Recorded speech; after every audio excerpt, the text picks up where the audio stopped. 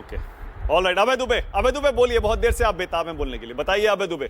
और बताइए बिहार में क्या आप अलग लड़ने वाले हैं क्या?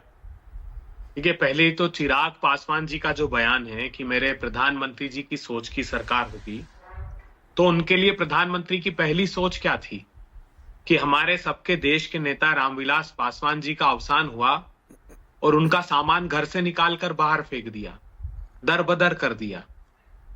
जो उनके गहरे जख्म है ना चिराग पासवान जी के, वो उभर आते हैं वो जख्म बार बार। इसीलिए वो कहते हैं आरजेडी और कांग्रेस अलग अलग लड़ेगी। क्यों? क्योंकि उनको पता है कि उनकी और उनके चाचा में दरार डाल दी। प्रधानमंत्री जी ने, भारतीय जनता पार्टी ने पशुपति पारस जी को अलग कर दिया, चिराग पासवान जी को अलग कर दिया। इसलिए उनके घाव गहरे हैं। जहां तक बात हमारे विद्वान भारतीय जनता पार्टी के प्रवक्ता का स्टेटमेंट उठाकर देखिएगा, इस डिबेट में कितनी कॉन्ट्राडिक्टरी बात की। पहले कहते हैं कि वो मस्जिद इसलिए ढकी गई है क्योंकि रंग के खतरे से उससे बचाया जा सके। दूसरा स्टेटमेंट देते हैं कि साहब इस्लाम में कहाँ रंग खेलना मना है, कश्मीर में और कई दरगाहों का जिक्र किया। खैर, मैं बिहार के लोगों बहुत गंभीरता से सुनिएगा क्या कहने जा रहा हूं। ये एक बहुत सोची समझी चाल है आप लोगों के खिलाफ, Bharatiya Janata party, JDU, LJP, इन सब लोगों की। ये जो एलजेपी और जेडीयू है, ये चाहती है माइनॉरिटीज के, दलितों के, पिछड़ों के वोट इस बिना पर ना कट जाए, उनके साथ ना हट जाए कि भारतीय जनता पार्टी का तमगा उनके साथ लग गया तो अल्पसंख्यक वोट उनको नहीं मिलेंगे, ओबीसी के, दलितों के वोट नहीं मिलेंगे। तो ये राग अलापता है कि नहीं नहीं साहब, भारतीय जनता पार्टी कुछ भी कहे, बागेश्वर महाराज आकर कुछ भी यहां कहे, लेकिन हम तो सेक्युलर धर्म को निभाने वाले लोग हैं। आप लोग गौर से सुनिए, दलितों के, पिछड़े, माइनॉरिटी के लोग, आपका एक एक वोट जो जेडीयू को और एलजेपी को देंगे वो भारतीय जनता पार्टी के खाते में जाएगा। ये गौर से सुन लीजिएगा।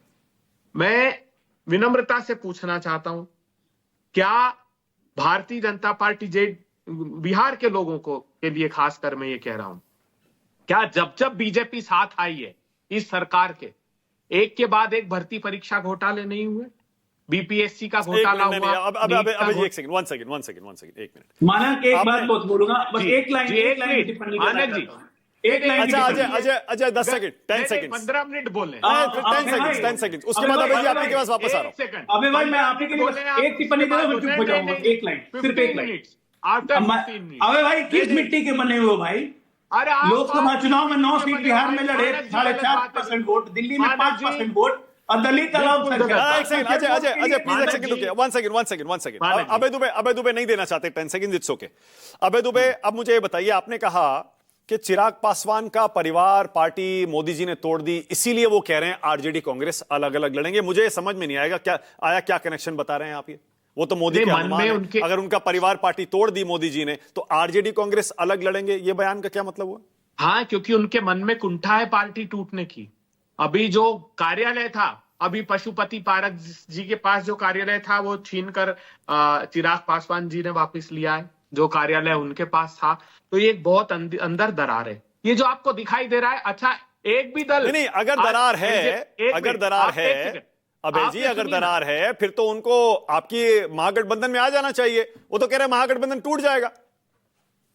देखिए, नहीं, वो तो भाई उनको, वो तो जितनी चाबी भरी भाजपा ने उतनी बात को, आप अपनी बात काट रहे हैं आप अभय जी। एक तरफ आप कह रहे हैं उनके मन में दर्द है, फिर कह रहे हैं बीजेपी चाबी भर रही है। हाँ, तो ये जो उनके मन में खुद के लिए दर्द है ना, वो है पार्टी तोड़ने का। मैं आज भी बहुत बड़ी बात कहता हूं, एक बात बहुत बड़ी कहता हूं, सुनिए मानक जी। हाँ, मानक जी, हाँ। जो महाराष्ट्र में हुआ, देखिए महाराष्ट्र का क्या है, भारतीय जनता पार्टी और जेडीयू को ये बात पता है, ये सरकार में तो आ नहीं रहे इस बार, 100% नहीं आ रहे। और जो ये बाकी के सेक्युलर राजनीतिक दल है वो सब वो सारे के सारे इंडिया गठबंधन दल में आएंगे।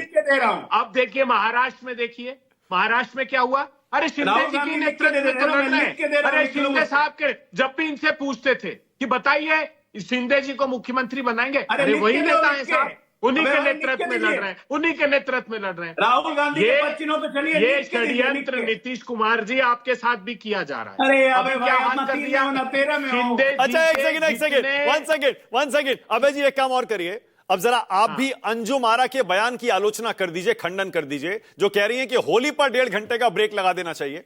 क्योंकि रमजान में जुम्मे की नमाज का वक्त नहीं बदला जा सकता?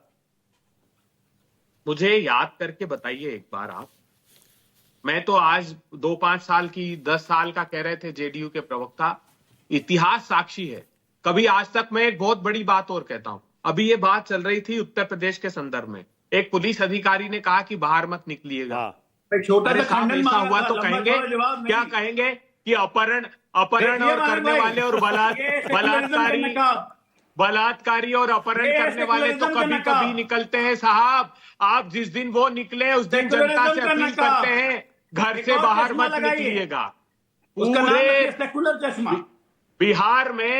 बिहार को क्या किया, एक नया स्टार्टअप, यूपी और बिहार का एक कनेक्शन हो रहे, वहां नदी के किनारे अवैध शराब का कारोबार। ना एक सेकंड अभय जी, 1 सेकंड अभय जी, देखिए अब आप देखिए जाती कर रहे हैं आप एक सेकंड अजय 1 सेकंड अभय जी, अब आप जाती कर रहे हैं। आप बीजेपी नेताओं के बयानों की निंदा कर देते हैं जो कहते हैं कि होली पर मुसलमान घर से ना निकलें, लेकिन आप अंजुम आरा के बयान की आलोचना नहीं करते जो कहती है कि नमाज तो उसी टाइम होगी, होली पर ब्रेक लगा दो। अरे भाईजान नाराज हो जाएंगे। अंजुम आरा के बयान की आलोचना नीतीश बाबू से कराइए, साहस हो तो प्रधानमंत्री जी से समर्थन कराइए उसका। क्या बात कर रहे हैं, ये क्या स्ट्रेटेजी है? ये जातिगत जनगणना, मोदी जी ने जातिगत जनगणना को पाप बताया था, उस पर पर्दा डालने के लिए साधु संतों को यहाँ ला रहे हैं। अच्छा ठीक है, एक सवाल और अबे दुबे, एक सवाल और, आपने मेरा जवाब नहीं दिया। मैंने शुरू में पूछा था आरजेडी कांग्रेस एक साथ लड़ेंगे या नहीं लड़ेंगे, और बिहार में आपका नेता कौन है? क्या तेजस्वी यादव है या राहुल गांधी है? देखिए, अजय आलोक जी ने जो बयान दिया था वो संविधान के खिलाफ और संविधान के साथ का अंतर बताता है। जो भी राजनीतिक दल ये कह दे कि हमारा नेता पहले ये है, वो समझ लीजिए संविधान का आदर नहीं, क्योंकि चुने हुए प्रतिनिधि ही नेता चुनते हैं, चीफ मिनिस्टर चुनते हैं। पहले से तो तानाशाही होती है जो अनाउंस। और दूसरी बड़ी बात, मैं आखिरी बात कहूं, छूट जाएगी, ये क्या लड़ाई है? ये बाबा लोग क्यों बुलाए जा रहे हैं बिहार? क्योंकि जातिगत जनगणना के पाप पर ये प्रधानमंत्री कहते हैं कि जातिगत जनगणना जिस दिन सर्वे हुआ कि ये पाप है, उस पर पर्दा डालने के लिए बुलाया। एक सेकंड अबे दुबे 1 सेकंड, अरे अबे जी 1 सेकंड अबे जी 1 सेकंड रुकिए। अरे मैं तो हैरान हो गया अबे जी, अभी कुछ दिन पहले कांग्रेस के विधायकों ने महागठबंधन की बैठक हुई थी, तेजस्वी के नाम पर मोहर लगाई थी। आज आप डिबेट में ये कहने को तैयार नहीं है कि तेजस्वी हमारा सीएम का चेहरा है। क्या कांग्रेस फिर से सोच रही है क्या? तो इनके प्रभारी ने घोषणा कर दी है यहाँ पे, जो सामूहिक निर्णय विधायक चुनते हैं, चुने जाते हैं, और विधायक ये भारत, मैंने आपको अंतर बताया था ना इंडिया महागठबंधन का नेतृत्व स्वाभाविक रूप से आरजेडी बड़ा दल है, तेजस्वी नेता है उनके, तो वो हम सब उन्हीं के नेतृत्व में लड़ेंगे। उसमें क्या अंतर? चुनाव लड़ने का नेतृत्व और मुख्यमंत्री की घोषणा। 1 मिनट मानक जी, बहुत महत्वपूर्ण बात छूट जाएगी, बिहार के लोगों सुनिए। ये जो जात पात की करो विदाई है, ये जातिगत जनगणना जो मोदी जी ने रोक लगा रखी है, विश्व का कोई एक देश नहीं है जिसने अपनी सेंसस नहीं कराए, और ये कास्ट सेंसस को पाप बताते हैं। ठीक है, ओके शक्ति यादव, ऑलराइट, ओके शक्ति यादव, से पूछिएगा अब शक्ति यादव, अब शक्ति भाई आपके लिए मुश्किल खड़ी